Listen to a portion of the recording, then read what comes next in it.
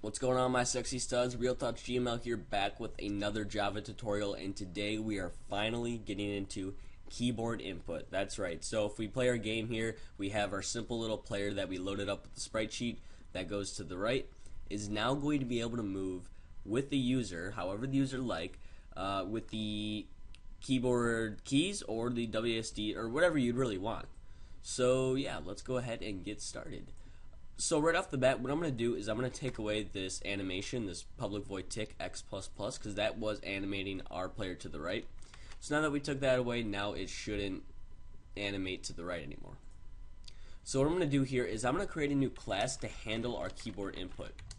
So right now, what this class is doing is it's going to say whenever we press a key, it's going to call this class. And we do that because we are going to extends key adapter.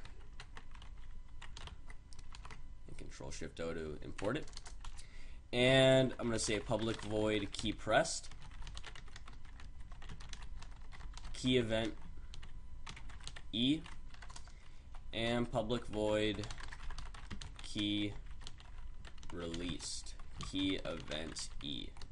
Okay, now a mistake right off the bat that I'm not going to, beginner could come across is that this does not work, and most likely it's because you capitalize the K, and if you capitalize the K, it's not going to work. So make sure that K is not capitalized, but make sure in the key event that that's capitalized, that K and that E. Same with key adapter, the capital A. But key press is the only one that we do not want to be capitalized. So what we're going to do here is I'm going to create a new instance of game. I'm going to call it game, and in our key input constructor, key input, I'm going to put parameter game, and this dot game equals game. And we do this because we want to call our keyboard input here within the game class. Now, you may not know why that is, why we're doing all the keyboard stuff in our game. Why not the player? Because the player is going to be the one moving, so might as well be the player. That is true, but then that only limits you to having keyboard access only when the player is available. So only when the player is in the room or on the screen or whatever, or is getting updated, that we'll be able to do this. So you really just want to put it in the game so you can use any keyboard inputs that you want whenever you want. It doesn't have to be that the player's on the screen, because what if you want in a menu and you want to have to enter, go to the actual game, which we will be doing. You can't do that because there's a player. So obviously we're going to go ahead and put all of this in the game class here. So I'm going to copy these two methods and I'm going to paste them down in the game. Public void key pressed and key released. So now in here all I have to say is game.key pressed, and in the parameters just say E, and game.key released E. Now when we hit a key, this key adapter is programmed to call these methods here. So when we call it, it detects when we press the key, and when we press a key, it's going to go to the game.key press. So that translates over to this function over here, or this method. Method. So same with key released. So when we release the key, it's going to call this, which calls this, which goes into our game here. So what I'm going to say is int key equals e.get key code. Going to need that. And we're going to say if key equals key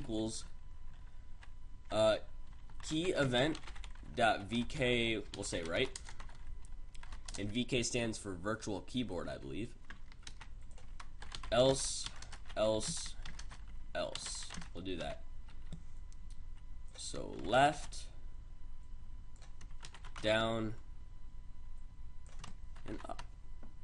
There we go. It's as simple as that. And so now what we're going to do is this gets called now, and it doesn't do anything, obviously. What we need to do is translate or transform the player's X position and the Y position.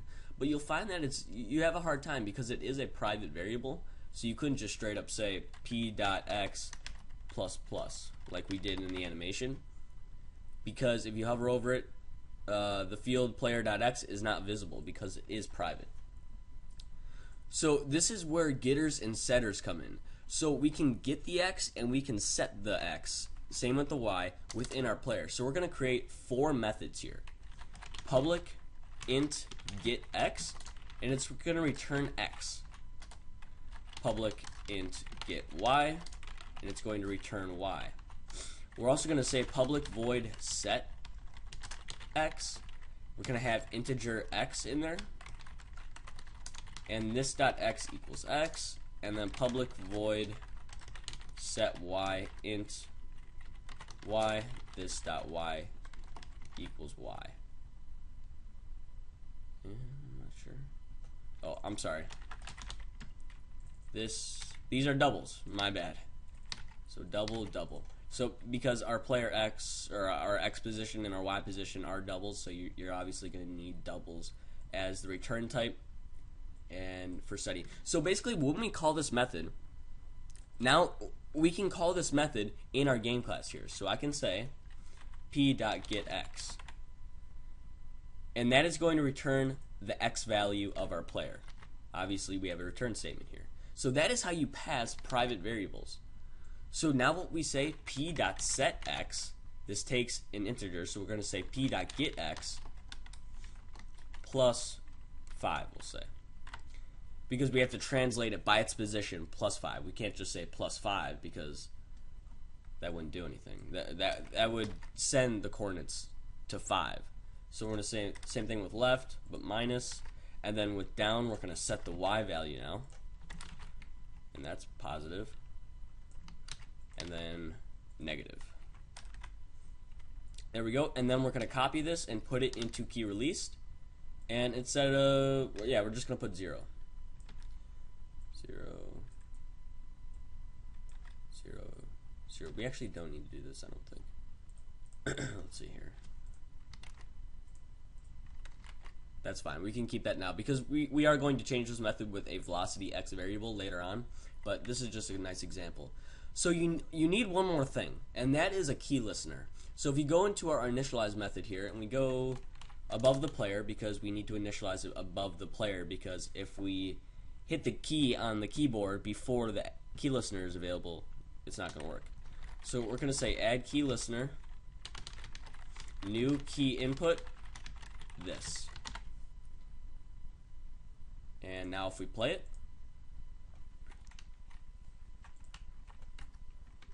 we get some. Oh, okay. Yeah, you're actually not going to want this. Get this key released out of here. We're going to change that with a. I'm used to having a velocity x variable, which we will do in next tutorial. But as you can see, I am now controlling it with my keyboard. And you might be thinking to yourself right now, holy crap, this is the worst key movement I have ever seen in my life. Because it takes a second, and you have to hold it, takes a second, and then to go. So using a velocity x variable is going to make this 100% smooth. So it's not going to be like this later on. So we will improve on this. This is just a rough example on how to get keyboard input into your game. So I hope you liked the tutorial. Go and leave a like and subscribe. Let's go for 20 likes this time. 20 likes. Normally I only get like 5 likes. Alright, let's go for 5 likes.